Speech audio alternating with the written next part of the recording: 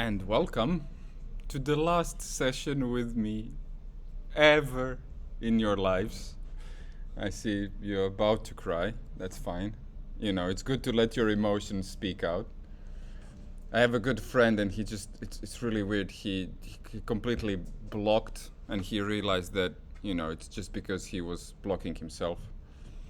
So, if you have to cry because this is the last class, it's good for you. It's good for me as well, all right? So, it's been a lovely journey. I promise I will. There is the draft of the assessment is uploaded since last week. Someone asked me to do it, so I quickly did it. I was kind of expecting some internal moderation to arrive on my email, which didn't happen. But I promise I'll make sure that everything is fixed this week, and I'll send you a notification. Okay, so that should be fine. By the way, you may remember that in the first introduction class, I've actually spent about 10-15 minutes talking about the assessment. So if you're interested already, you can go there and watch that. So I won't go through talking through it because nothing has really changed. Okay, so that draft is pretty much solid the way it was. So yeah, today it's gonna be slightly snappier. I'm gonna refrain from having you set up speakers and microphones. I guess you've done it. You know what it takes. You're gonna have a lot of such requirements for the assessment, as you might anticipate. But we're gonna do something much more interesting, I hope, which is actually something I've done last week in a studio that I'm helping kind of put up. And it was really revealing. So I really wonder how consistent that will be. And it has to do with the optimal distance for listening a speaker. So I'll talk about that just as I finish the lecture. And the lecture is going to be on recording studios, recording rooms. Okay? So it's actually really exciting stuff. And if you have the time and the motivation, you can find a lot of resources, long videos on YouTube, anecdotes in Phil Newell's book about the history of recording rooms. It is the other thing, right? So last week I have discussed control rooms. I have discussed the kind of middle of the road engineering approach to control rooms, which is solid and established. And I kind of discussed this idea of a creative control room, which most of us might really prefer to a, 1N44. So the second type of studio rooms, so to speak, is thus the recording room, the live room. You know it already. So what is it about the recording room? Well, there's a lot of preferences. There is a lot of different ideas. There is a lot of different applications. Okay, so I won't go through the anecdotes because they're not really mine about how, first time in history, I think it's Led Zeppelin recorded the drums in the hallway. Okay, so there is quite some history there. You're probably aware of Abbey Road Studios being kind of the cradle of innovation in terms of using the studio as an instrument and also using everything that comes to mind, really. And that's what it really evolves around, if you ask me. You will have engineers who say, well, there are great recording rooms and there are horrible ones.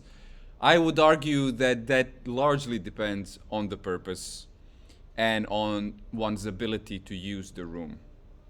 Okay, so there is an expression to drive the room. Okay, and that's quite interesting, an expression, because it kind of covers the point of understanding that you can't really record without the room. I mean, you can go to some extremities in terms of near microphones and trying to exclude the room, but it's actually near impossible to exclude the room from the recording. Therefore, rather than trying to avoiding the confrontation with the room characteristics, what you really want to is learn how to drive the given room. Okay, so we've done something last week in terms of finding, the build-up of bass in given rooms. And that's definitely a good first step. Okay, so you have seen that, especially in kind of more random rooms, suddenly you find a spot where there is no significant bass buildup. And it's not very easy to predict where that spot is, and it might not be symmetrical in the room either. Okay, so finding these beautiful spots is frequently, if you do a random search around the room, is actually finding your amazing spot for the microphones and or for the instrument. Okay, because the same holds. So you understand that when we put this loudspeaker in the corner, we are trying to drive the room uniformly. Okay, because hopefully from the room lecture, I think I didn't really go into it very deeply, but essentially you understand that the pressure is the highest at the walls of a room, and in the corners even more so. And essentially a loudspeaker is a pressure device. Therefore, you are actually doing as much as you can to drive the room at all frequencies. If you place the speaker in the corner, which is obviously not a great idea for listening, but for exploring the room, it is a great idea. Okay, so the point being that if you do a random search in the room, you can find amazing spots for recording for the microphones or for the instruments. If you do a systemic search whereby you search only the axes that allow for symmetrical speaker positioning, then you are doing a good job in finding a good sweet spot within that room. Okay, so that's fairly straightforward. Now, the point being that if we are looking at recording rooms, it is really hugely creative. I would say you really need assistant in the room moving the microphone while someone is playing. Okay, probably Stephen has hammered quite a bit on this in the second year as well. You just have to hear the given instrument with the given microphone position with the instrument playing, which means that you actually have to have internal references, right? And that's where experience really becomes quite necessary, because you normally don't have the time to systemically approach the room and say, okay, well, I'll try 20 different positions and see what happens, right? You also realize now that comparing things is also quite tricky. For you to compare things quite well, you need an assistant, you need the recorded material, and you need a fairly quick succession of A, B, C, D, whatever it is, in order to judge the minute differences that might be interesting. So, all in all, what you really want to is just keep recording. You know, that's the way you learn the trade. Obviously, we're discussing, rules of thumb, we are discussing best practices and so on.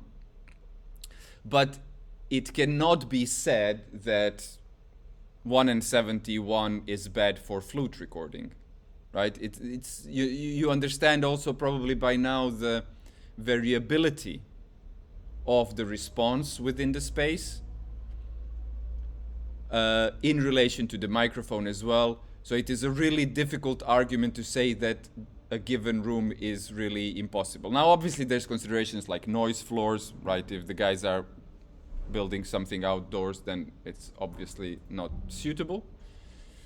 But I really want to motivate you to explore, okay? I bet Stephen has hammered on this. You really want to avoid EQing. Okay, why do you want to avoid EQing? Why do you want to actually make sure that the sound of the clean microphone is really beautiful instead of relying on post-production? Well, it's a bit of a psychoacoustic thing, right? So the point is that there's trade-offs. There's always trade-offs. And if you're looking for spectral balance, you might be losing the dynamics. If you're looking for clarity, you might be losing on something else. Everyone who has tried to kind of master their tracks or even just mix their tracks knows this. It's really difficult to serve everything, all the interesting aspects, and it's really difficult to hear them. Okay, so for example, I typically commit the beginner's mistake of looking for intensity in the master and forgetting to really pay attention to how the dynamics processing destroys the sound. Who can tell me what is a good way of paying attention to the problems that compression might cause? I mean, problems in the aesthetic of natural sounding reproduction. Any ideas? What to listen out for if you're really satisfied with the intensity, with the amount of detail, the compressor does what you want it to do. Okay, the material becomes louder, all the rest. What do you pay attention to in order to figure out how much damage have you done? Because you understand that you're doing damage. First type of damage that you're doing is distorting the material. Okay? Now, very important, distorting the material may cause psychoacoustic sense of improving the quality of the material. Okay? So the exciter is a very mild distortion algorithm, right? Process. And we have known for decades now that if you do this well, for example, on an ancient vocal recording, you increase the clarity, the intelligibility of the speech. Okay? And they've known it also for all kinds of music recordings. Suddenly, you make it more exciting, right? So, and that's a little bit of distortion. The other thing that you hopefully remember is that very how shall I put it, very near reflections below 50 milliseconds for speech, below 80 milliseconds for music, these early reflections, they also improve the sense of clarity. Okay, so that's why this psychoacoustic lecture was so important, to be able to separate the technical fidelity from the psychoacoustic fidelity. The two can actually be in harsh contrast with each other. Okay, so technically you are ruining the material by giving it early reflections. Technically you're ruining it by distorting it. Psychoacoustically, both of these techniques can improve your sense of quality. Okay, so that's quite interesting to consider. So back to the question, what is it that goes wrong when we do compression? So these two things, you might introduce unnatural harshness, harmonics. Okay? Did we actually, I think there was a bit when we had the sine sweeps to listen to the sine sweeps, listen to the harshness of the sine, right? If your sine wave is silky at all frequencies, it is a pure sine wave. If it gets even a little bit harsh, even a little bit pokey, kind of exciting for that matter, then you can assume that it has suffered addition of harmonics and it's not a pure sine wave. Okay, so that's the first thing, that you actually can get distortion. In fact, technically, all dynamics processing will cause distortion. Okay, the second thing that I've just mentioned, okay, has to do with the reflections. Now, does that happen with the compressor? No. There is no a compressor will not do anything with your reflections. That's fine. But what will it do? What is a very important thing? I really wonder if anyone has figured this out, heard it somewhere. What happens if you compress musical material is that you get a jumpy position. Okay, so if you want to really carefully listen out for the harm you have made done in the context of natural reproduction, then what you're listening out for is whether your audio material is jumping back and forth. How do you expect it to jump back and forth when you compress? Mm-hmm. Well, pumping is a term that kind of says something about the sensation of pumping. it doesn't really go into. It's a very good term, and it's a thing people listen out for.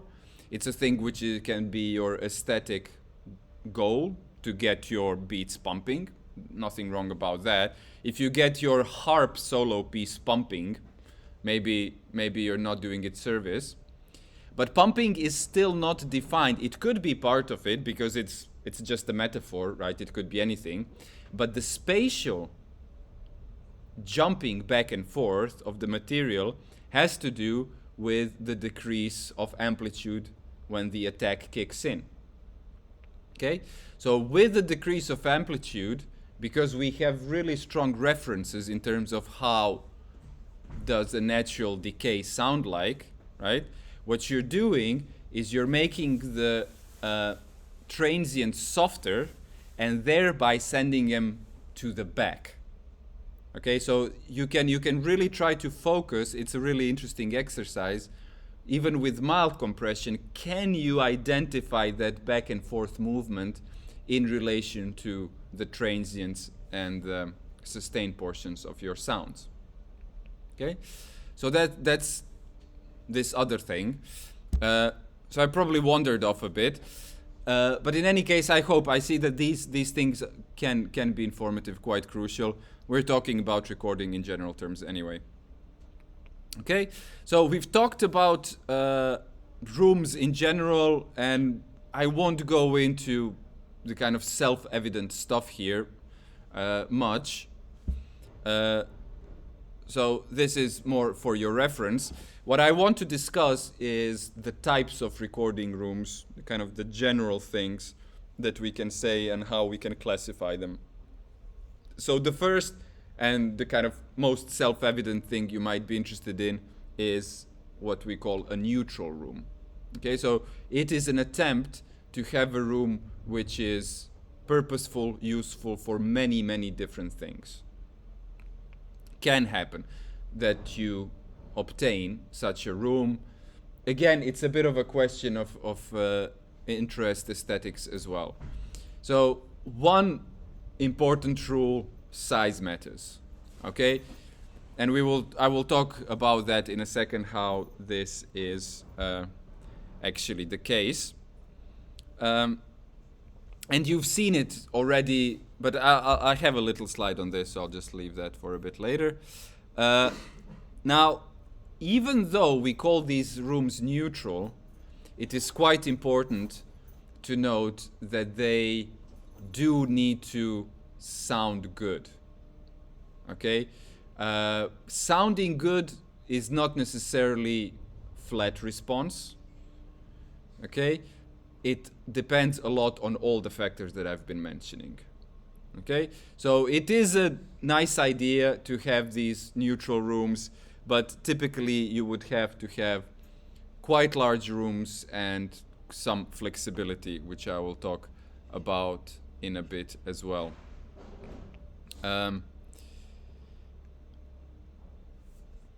Self-evident things like, don't place microphone and instrument against the wall. I just won't go into this. This is kind of second year stuff, just a reminder for you. Okay, looking at the design of these rooms, now we are starting to talk, crucially, although it relates to control rooms as well, about insulation as well. Okay, so very important distinction between acoustic treatment and insulation. Someone want to tell me what's the crucial difference?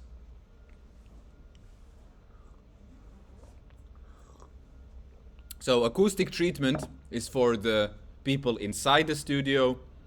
Insulation is for the people outside, except if you're recording, because then your insulation is quite crucial because you don't want external sound on the recording.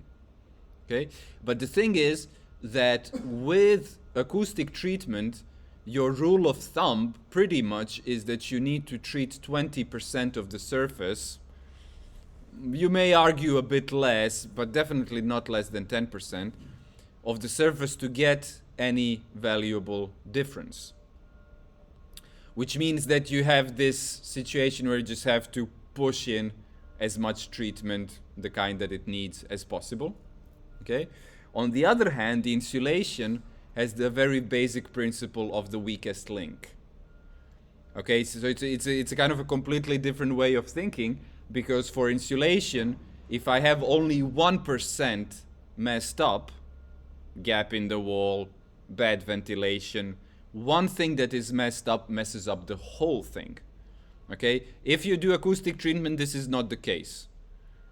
You know, if I have 18% of surfaces absorbed instead of 19, or if I miss a wall, or if something is odd, it won't really add to the picture, right? It's not the weakest link principle. Okay, so in essence, for a good recording room, if you're recording soft instrument especially, you know, insulation, and here is a sketch of how this typically looks like. I've talked briefly about that already. Okay, now there are certain ways of neutralizing rooms. Okay, so it's fairly straightforward. I didn't talk about dead sheet membranes yet. In fact, I think I have a sample in my drawer which I didn't bring. Remember this name, look it up. Okay, it's not horribly cheap, but it kind of goes the other way, so it doesn't necessarily need the thickness. These are typically very thin materials, and if you layer them, they can actually treat your mid-bass frequencies. As you understand, the low frequencies, you really need a lot of porous stuff. You can use plasterboard to essentially use the panel absorption principle, which I've talked about already. We've talked briefly about geometry, membranes. You see, you can't really treat the low frequencies with geometry. Why is this? I've mentioned this already. Yeah, in a sense, you see, because geometry, it's fairly simple, really. You don't want parallel surfaces. Okay? Now, the point is that if you splay the walls a bit, it will affect the high frequencies. In order to affect the low frequencies, you really need to dramatically change the geometry.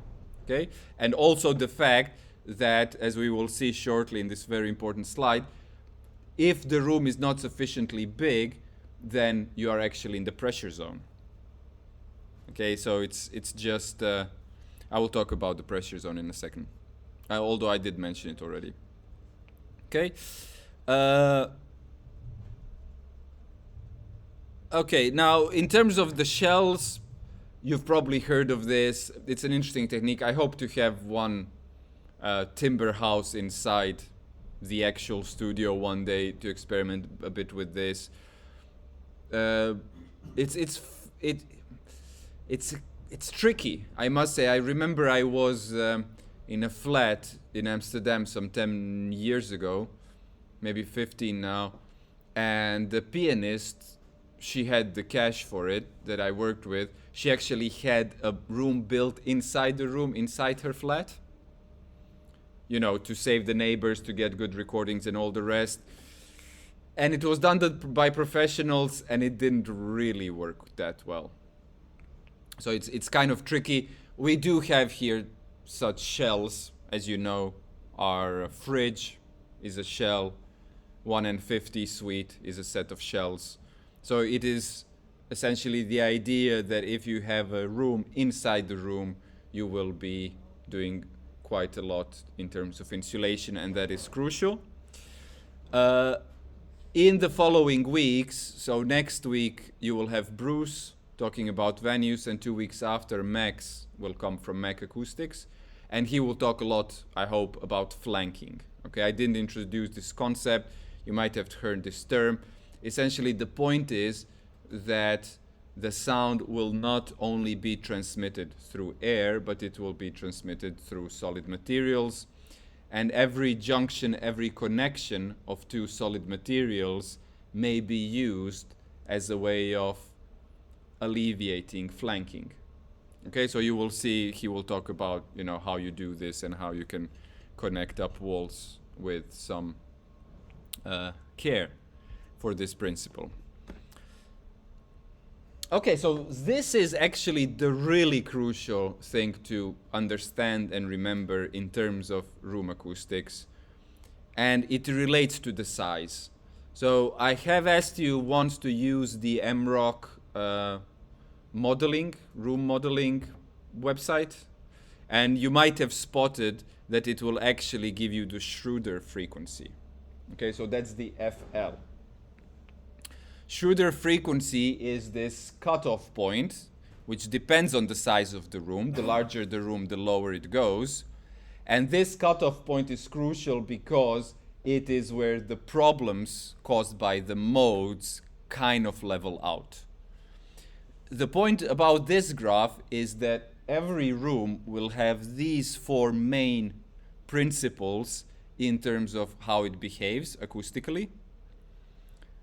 Obviously, if the sizes are extreme, some of these might, slide out of the audible spectrum and therefore be insignificant.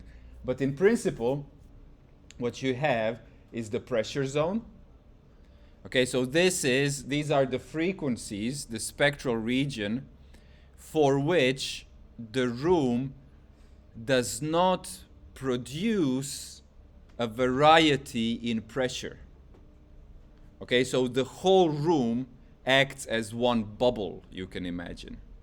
Okay, if the frequencies are higher, right, then suddenly a trough and a peak can fit into the room, right? So when we're talking about pressure zone, the frequency is so low, the period length is so large in relation to the room size that you don't get ups and downs. The whole room goes up and down, which means that different locations are also fairly well balanced, right? So what we have been experimenting with is actually the modes, the zone of the modes, and you've heard how different spots in the room are.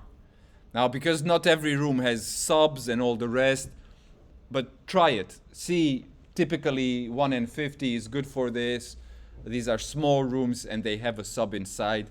Try to see if you can find the lowest frequencies whereby you don't get this difference in terms of the room response in relation to the position within the room.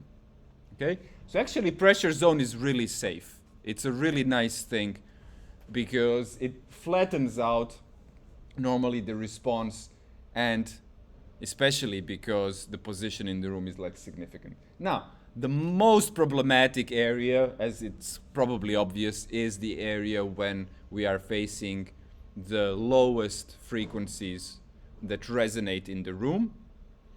And typically the reason is because there's a few of them. Okay, so study MROC as much as you can. There's a lot of great stuff there.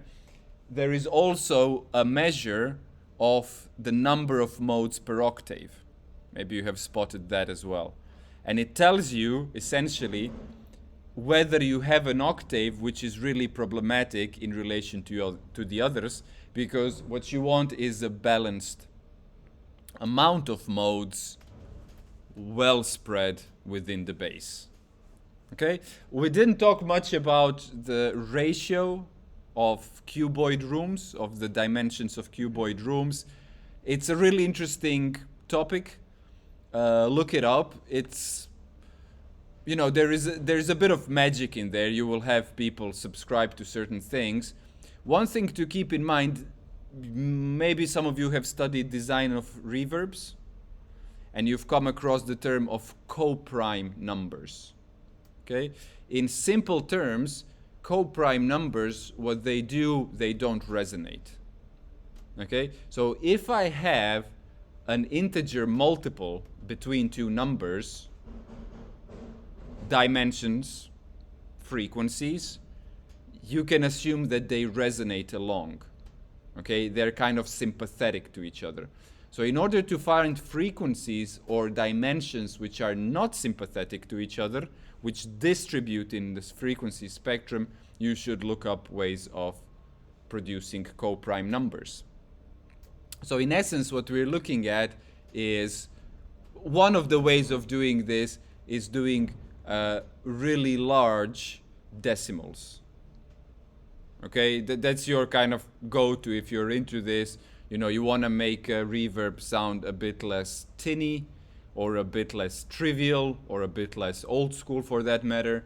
You know, instead of, for example, randomizing the delay times, you can use co-prime numbers, and they will make sure that there is less sharp resonances in the system. And the same thing holds for picking the dimensions of the rooms. Okay, so there are interesting things about this. We're kind of short on time for all of this, so I'll ask you to look it up if it's of your interest. So once we are out of the modes zone, we get to the diffusion and diffraction controlled zone. So typically in this spectral region, you can intervene with the acoustics with diffusion and diffraction. Okay? And then finally, the highest frequencies are well controlled with absorption. Okay? So important thing to note is that these borders, these transition zones are really all over the place. It's not fixed. It's not measuring the dimensions of the desk, as you realize by now already. So you may find that in certain rooms, the transition between these behaviors is rather smooth. You may find in other rooms that the transition is quite abrupt. Okay? A lot of this you can assess by looking at the actual modes distribution, again, MROC. The kind of rule of thumb there is that the specular reflection absorption control zone begins at 4 times the Schroeder frequency. Okay, so you kind of already feel probably, well, that sounds like, I don't know if that's an expression, a wet finger in the wind. Let's make it an expression from now. I think we use this in Hungary, we use this. So you kind of, you know, just judge it or you guess it. It's just a random guess, really. I mean, it's not horribly random. It has been established, but it's not something that can be accurately measured like that. Okay, so that's actually quite important in terms of considering what kind of treatment you need. Where do you find problems? If you have cuboid rooms, essentially you have problems all over the place. Okay, so that's why I've talked about the issues with too much thin material, thin absorption material. You will mess up the highs and you won't even touch the low mids. The fact that, you know, you really want to start with the biggest problem, okay, which is your room modes, which is something that we have tackled.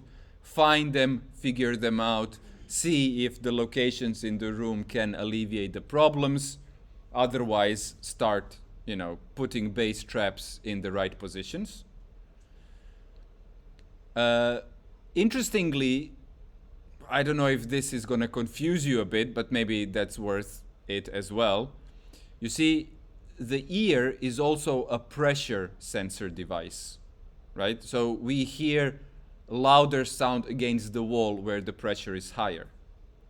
You by now understand and remember, I hope, that away from the wall, at the quarter of the period length, you get the highest velocity, right? You remember that the pressure wave and the velocity wave, 90 degrees out of phase kind of thing. So what happens then is that because your ear is a pressure device and you look for the problems in terms of the locations in the room with your ears, like we've done, actually where you hear the most bass is not where you put the bass trap. You see? Because your hearing picks up the pressure. And your porous bass trap should go onto the peak of the velocity. I mean, evidently, in order to make the audible peak softer. And that's a really interesting thing to try out. Obviously, again, you know, I trust you to be excited and motivated and try it. you know, try to make this obvious. I mean, we've tried to make many things obvious, like the notches, like the peaks, and all the rest, with the kind of 1 out of 3 success among the groups. This is probably something similar. You know, find with your ear where the bass builds up, put the bass trap there, and see how the room responds. Now try to project where would this frequency be a quarter wavelength away from the spot where you hear the loudest frequency, and put the bass trap there. It's a tricky one because your ear won't detect the velocity peak in the room. But your mind knows, hopefully, that it's not where you hear it the loudest. And that's where the porous absorber goes. Okay?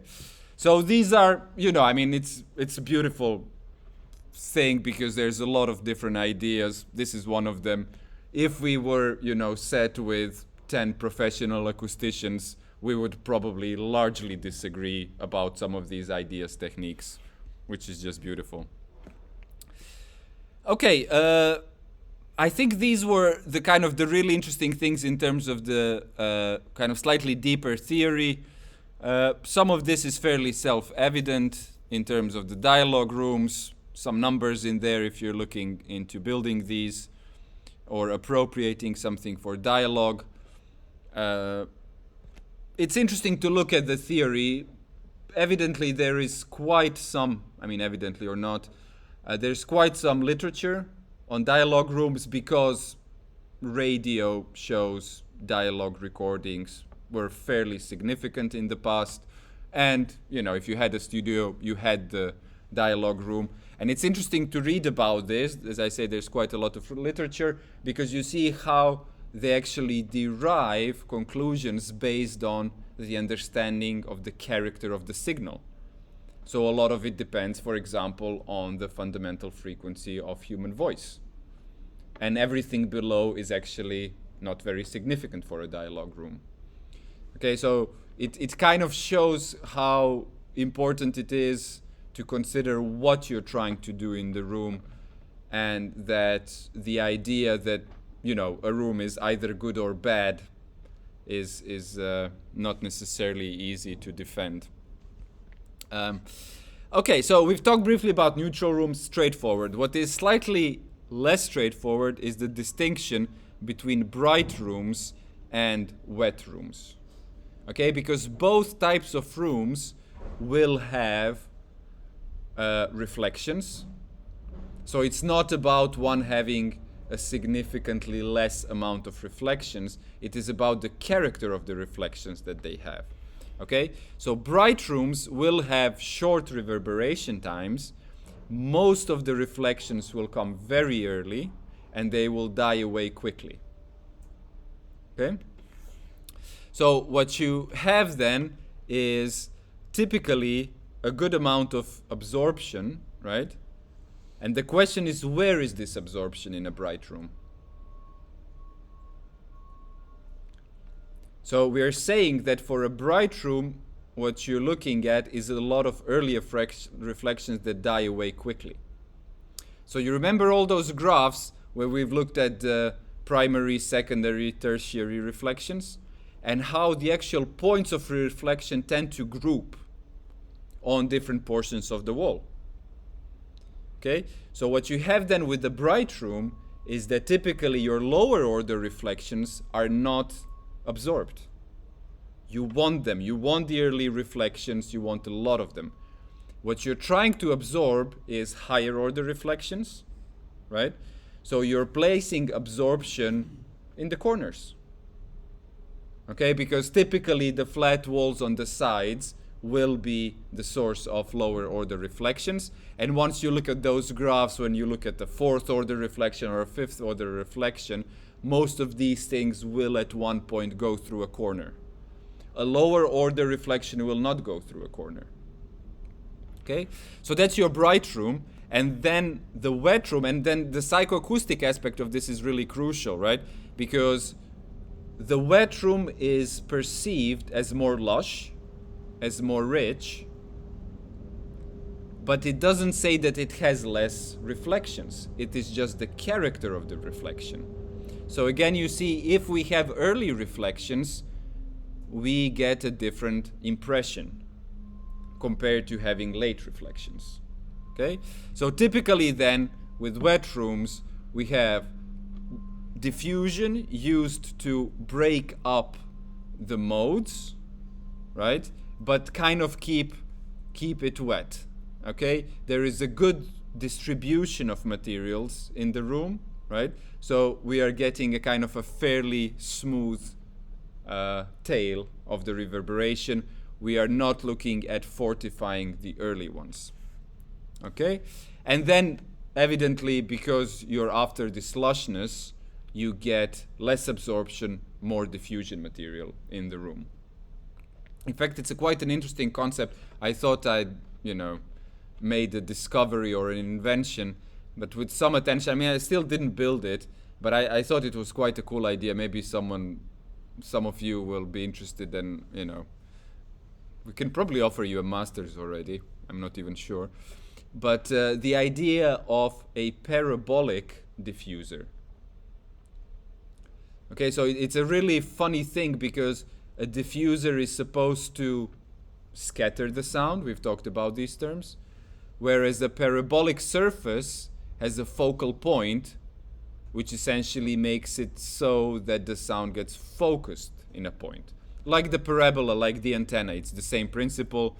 If you look at the geometry of it, what happens is that as it reflects the rays, typically easier to think about rays in this context rather than wavefronts, as it reflects, they all come to the focal point. And if you know how the parabola antenna looks like, the actual receiver, right, is facing the reflector. The reflector is parabolic, and thereby a huge amount of energy which comes kind of widely into the reflector on its way off the reflector gets all reflected into the point. And if it's a lens, my philosophy teacher always used to bring a lens to light his cigarettes in the forest, because it's funny how much energy you can focus with these geometries. Okay, so that's a funny idea, this parabolic diffuser. I kind of came up with it while I was drumming in a fairly shit room, and I thought, well, it would be nice to, load it with diffusers, but the thing about the diffusers is that they are not spatially focused, right? So if I load this room with diffusers, I'm kind of diffusing all of it, right, at the same time. So the idea of the parabolic diffuser is that I just want to diffuse the thing that I hear. I don't care how diffuse it is in that corner because I'm not there. And you can make a similar argument for a microphone. Microphone doesn't care about how diffuse the acoustic field is in the other corner of the room. So it's a kind of idea of focusing the diffusion like that.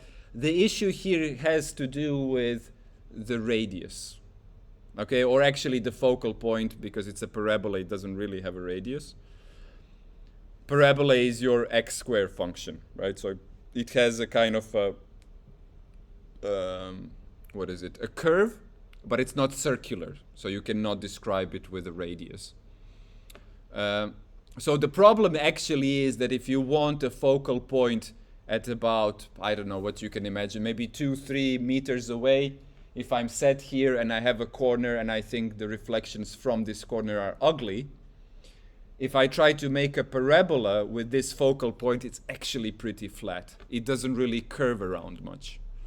Okay, so if I have an actually curvy surface, then the focal point is fairly near to that surface. So that's where the issue arises. So actually you would have to build a fairly big one, and it wouldn't be very parabolic because it's fairly flat. And then the question is, well, was it worth making it parabolic? So potentially an interesting domain for research.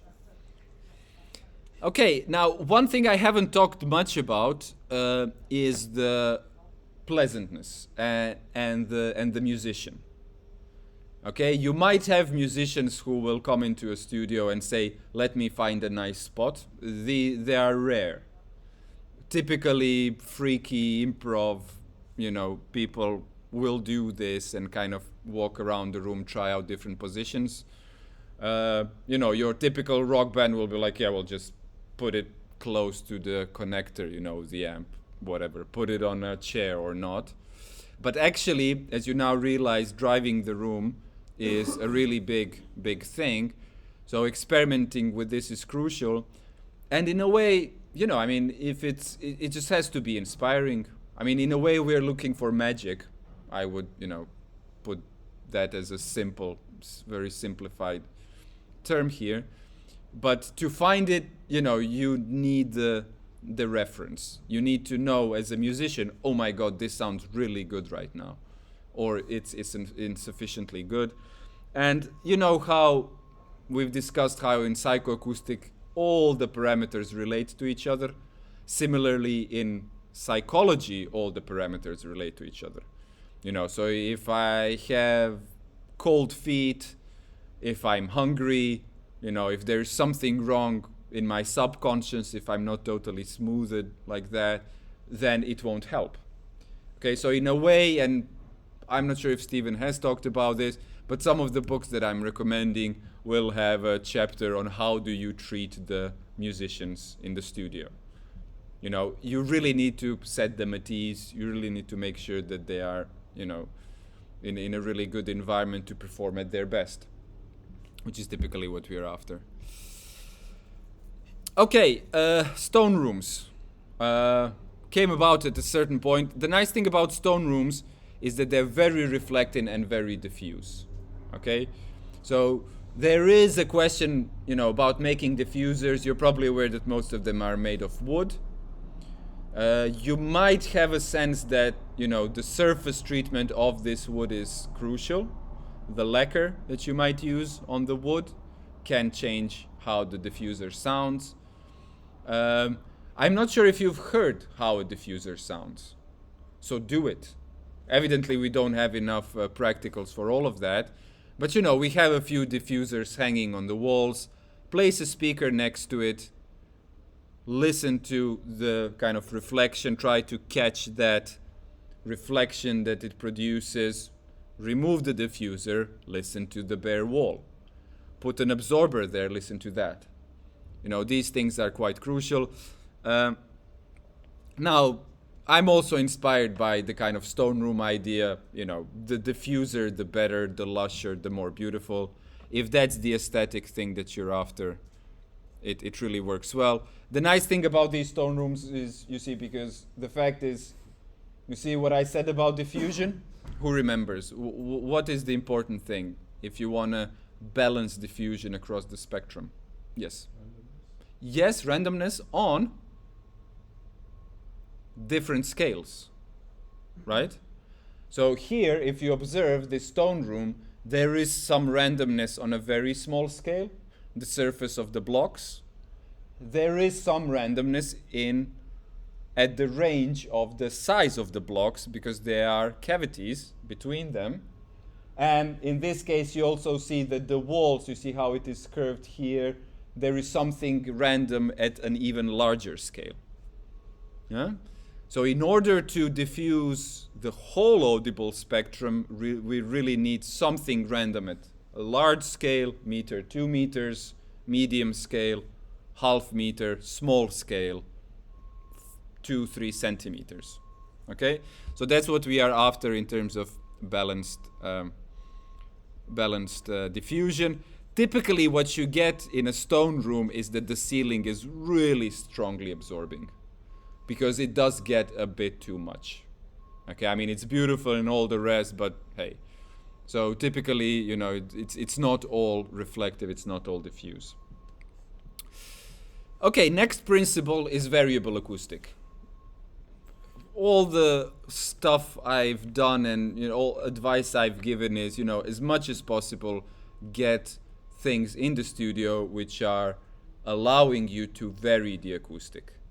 As I said, different materials, different aesthetics call for different acoustics. So, typically, if you have a bass trap, have it on feet. If it's on feet and not on the wall, you can move it. You can make a little, isolated room. You can put it against the first reflections, the lower order reflections. You can put it against higher order reflections.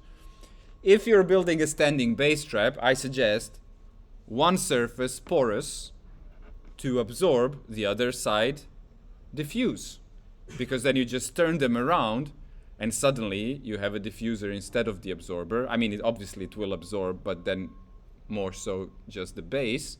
And again, you can do the same thing. You can put the diffuser in a kind of confined space, make a little almost room in a room. You can put it against lower order reflections. You can put it against higher order reflections. Okay? So all these things that allow you to vary the room physically, easily, great idea. Great idea. The other thing that you may want in a flexible, versatile recording room is irregular or kind of contrasting positions. If all the surfaces, all the walls are treated in the same way, if the geometry is rather symmetrical, then one corner won't sound different from the other. Okay? If you have such a room, you see a dead half, a live half, radically different geometries in different portions of the room, it does service because it allows you to move to a different spot, try it out, move the microphones, and you get more variety. I mean, you've probably all by now sat in the control room while someone is moving the microphone, I imagine in the second year. How much of a difference does it make? What would you say? Out of 10? 7, 8, 5, 6, 3, 4? 7, 8. I would agree, it does. It does make a huge difference. Okay? So if you embrace this fact that it's just important to place your microphones by auditioning them, if you get into this niche, then you will start loving it if it is even more significant, because then you have even more control over what is being recorded. So there's a lot of different solutions for variable acoustic. These kind of triangles on the ceiling are quite interesting. I've said something about having two surfaces on a bass trap. This is kind of the next level. So instead of having 3 options in terms of surfaces, you can introduce the third one. Obviously it takes up a bit more room. But you see, even though we are typically, carrying 2 guns, absorption and diffusion, the specular reflection is kind of in the back pocket always. It's just possible that it will do you service. It's not very likely, but you see some of these designs will actually have a hard, flat, reflective surface. It might be that you need it. When do you need it? There is one scenario when you really want flat, reflective surfaces in a recording situation, which is dialogue? No, I wouldn't agree. I mean, would you want to substantiate your proposal? Why? Because of you can get more sort of early reflections to make it more legible. Yeah, so you could make sure that you get early reflections, but with that argument, actually, you are more on the way of what I'm thinking of. It is the audibility of the others.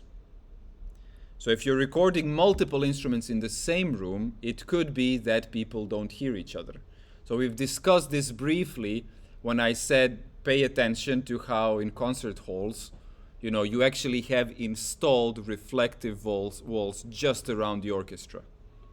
The reason, they need to hear each other.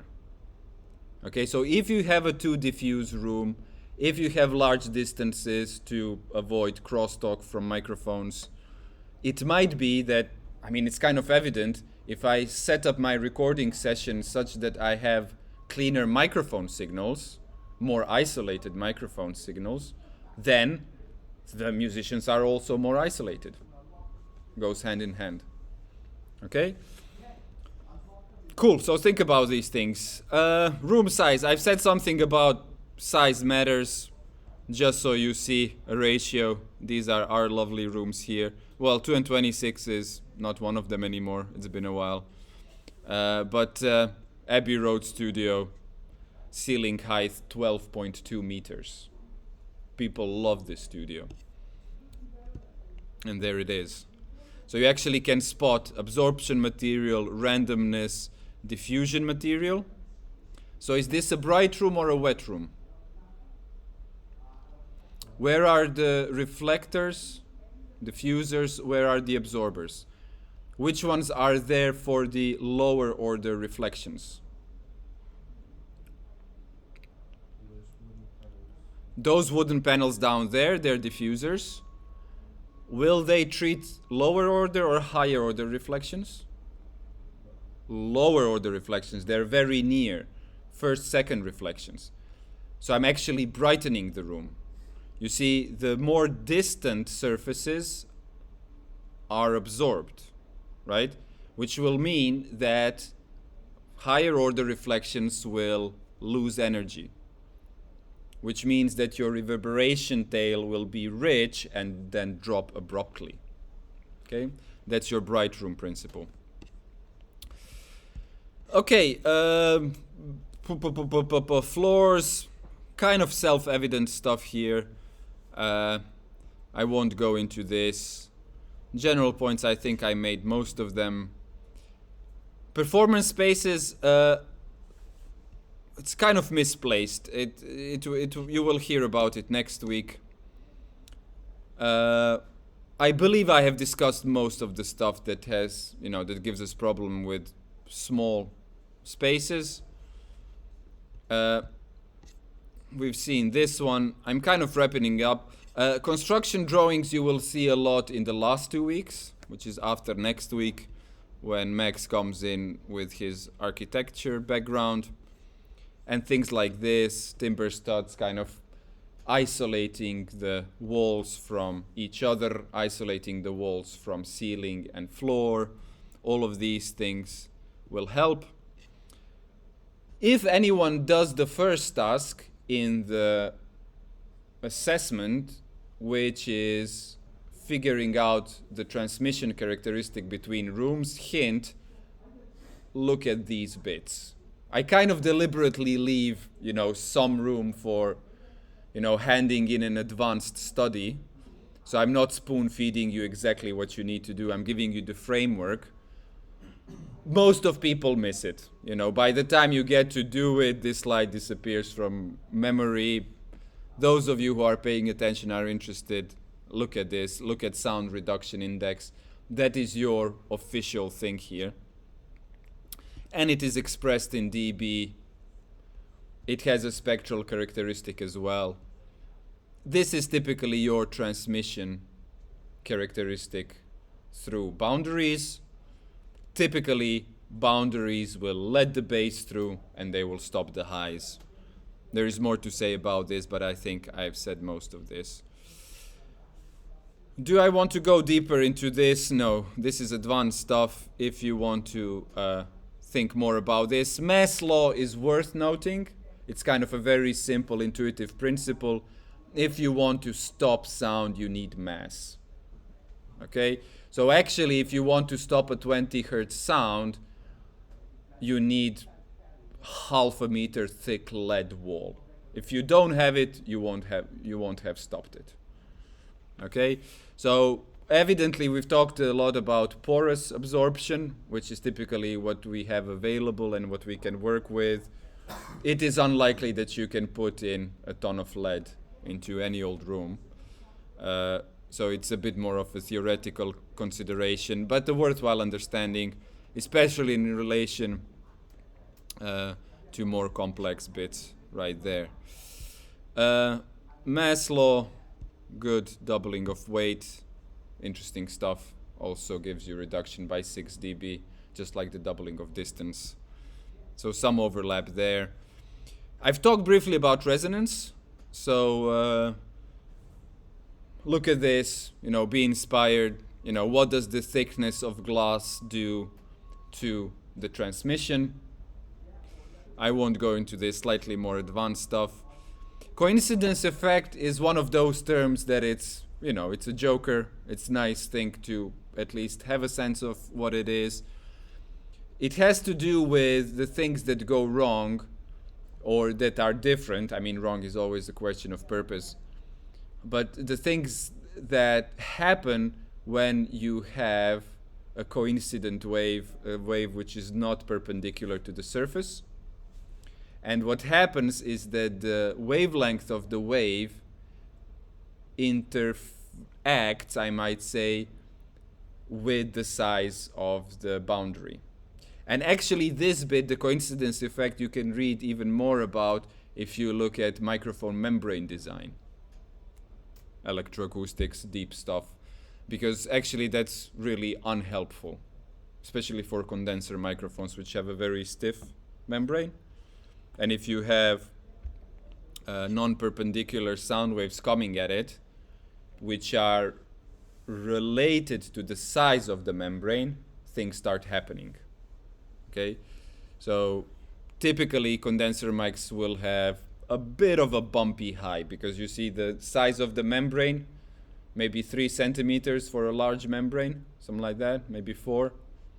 You see that size relates to high frequencies, maybe around 6, 7, 8K from the top of my head, which means that if these frequencies come at a weird angle, they will do weird things. Read all about it. It's fairly complex.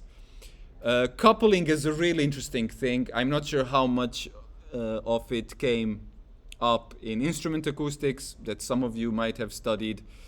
It's really interesting. Hard coupling, soft coupling. It's kind of the foundation of acoustics in terms of how materials interact when they're joined together. Just to satisfy our intuition, what does soft coupling do in relation, or I should say in distinction to hard coupling?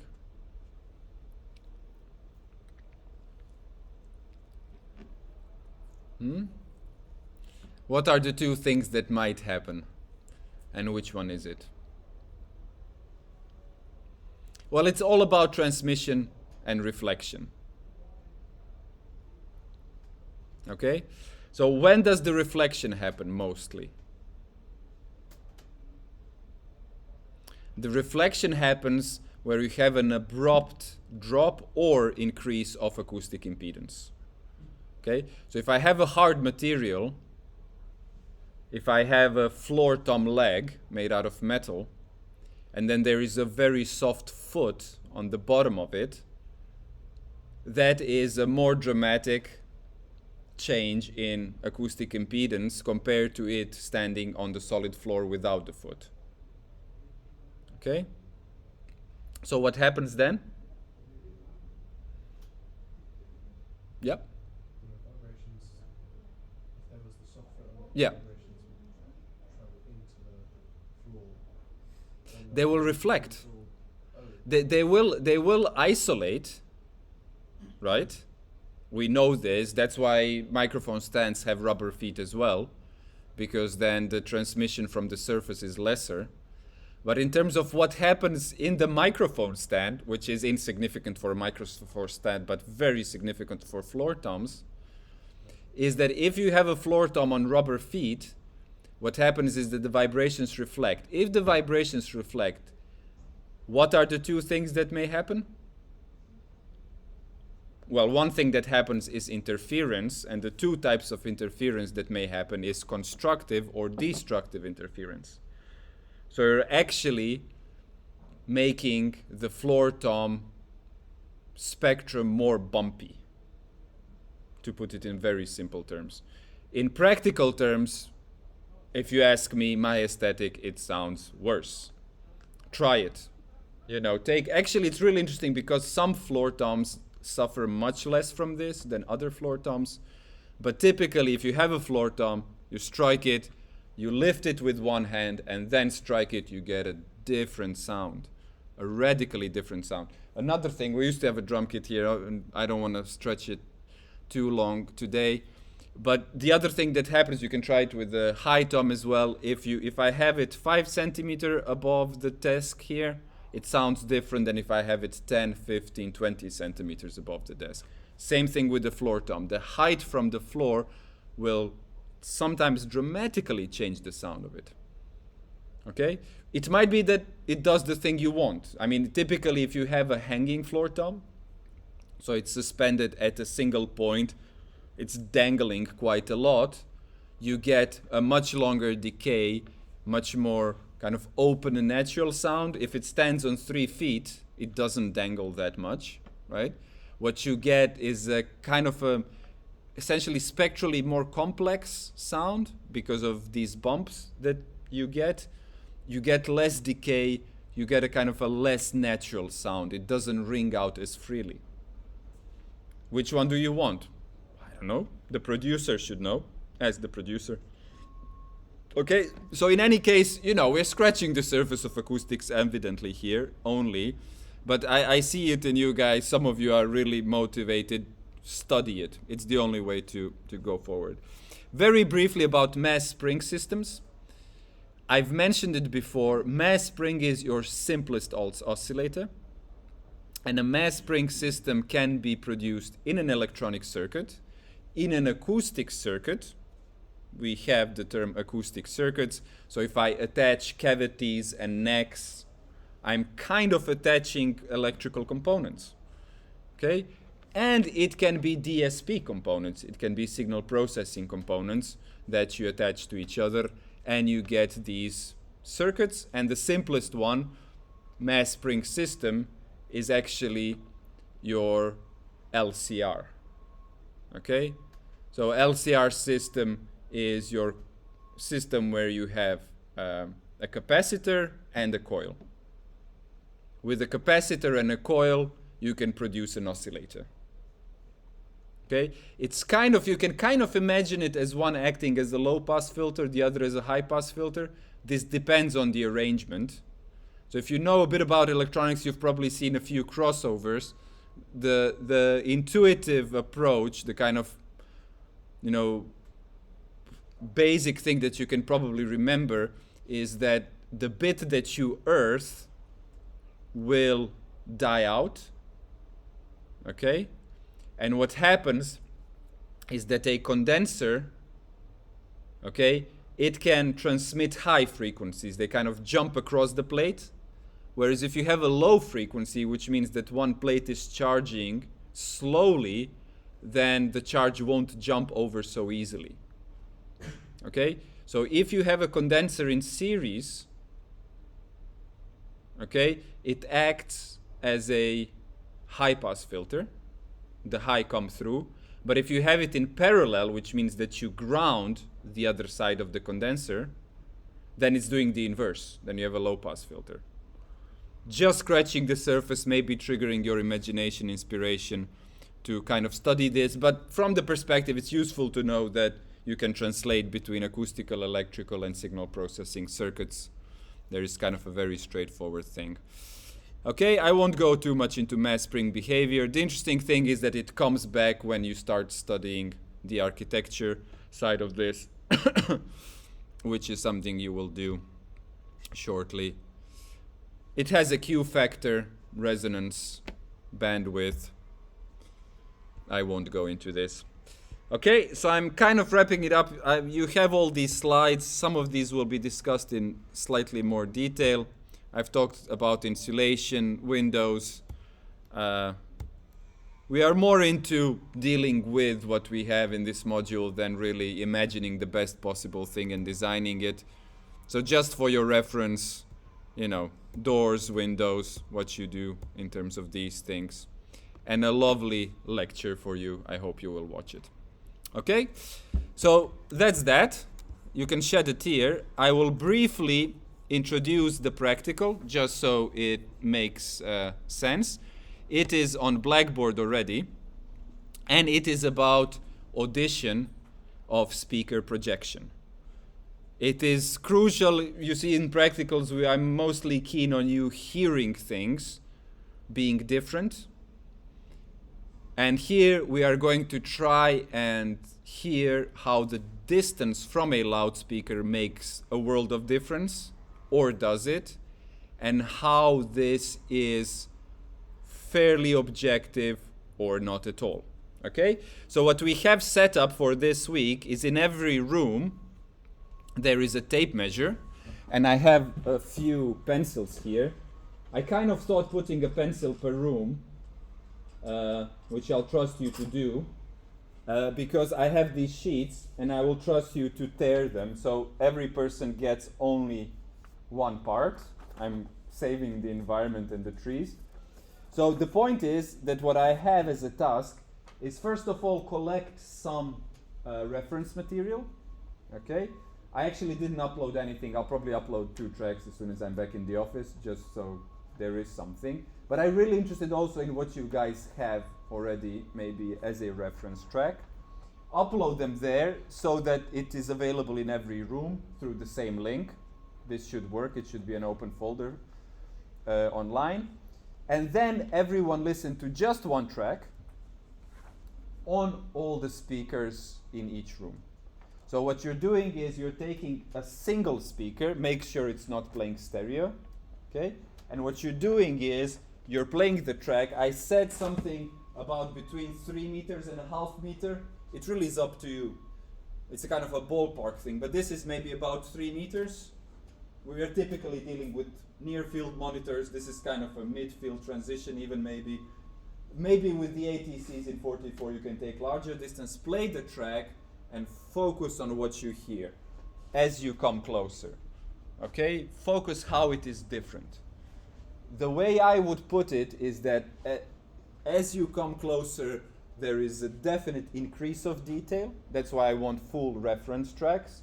You increase the detail, and at some point something goes wrong. Okay, so you can also make a note of what you think goes wrong. Yeah? Do we need to do anything in the way of adjusting the level? So obviously as you get closer, it will get louder. Very good point. It would have been a more decent, exercise if I put in an SPL meter and calibrate everything. Okay? Good point. I will trust you to do the kind of listening level in the studio thing just by ear. Okay, so that's the thing. I guess that's clear. And then we'll see each other back here in, I think less than half an hour. Maybe about 40 past. I guess you normally don't even take decent breaks, right? You're not really, just end of the day, let's get through with it. Go do this. I'll be back here in 20 minutes. And then I'm really curious to see what will be the kind of coherence between different people's hearings. And what I have here is the nearest and the farthest point as well. So I'm also interested what you think about the tolerance. So for me, I'm kind of